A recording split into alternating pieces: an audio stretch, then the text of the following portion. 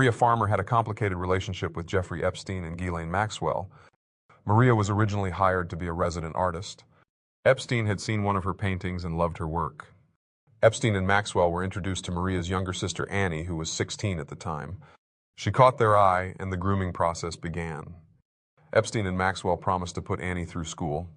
But, as is always the case after weeks of filling her head with dreams and promises, the abuses with Annie began.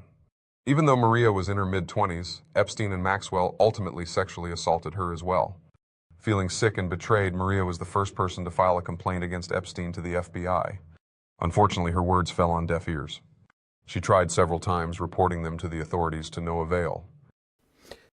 So, this FBI agent, who sounds like Nesbitt. she just walked off a television series, Nesbitt, Yeah.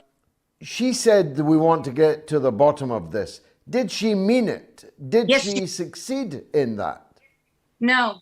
So all these years, she did mean it. She had little girls and she really wanted it to happen. And she cried to me, and she was not an actress. This woman had dedicated her life to this case. She couldn't believe what we'd been through. I need to tell you that while this was happening, Alan Dershowitz hired in the private sector the former FBI director of the United States to find dirt on us. They found one girl that had like weed in high school. You know, I mean, are you kidding? That's what the now that's the man, Louis Freeh is his name, Freeh. That man is the man that was head of the FBI when I made my very specific report outlining everyone I named in the beginning of the program.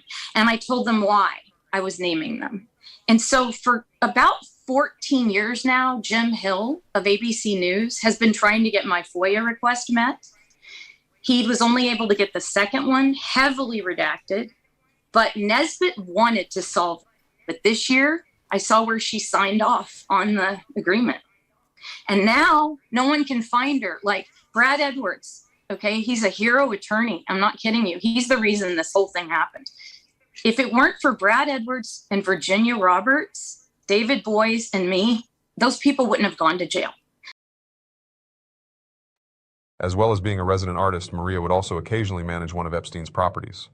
In this interview, Maria talks about managing a property one evening when Donald Trump walked in and mistook her for his date. It was when I started working for Epstein, and it was 9 o'clock at night. And he's looking at me, and I'm like, oh, gross. You know, this guy's so gross. Anyway, he's just glaring at my legs. Like, yum. I told my sister, I felt like I was his dinner or his lunch, you know? Yeah. The way he was looking at me.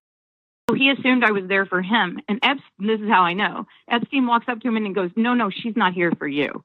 And they were smirking, and Epstein whispered something. He goes, go in there. And so Trump at 9 o'clock at night goes in the other room. If there's someone in there for him. Right. I don't know who. But Epstein said, no, she's not here for you.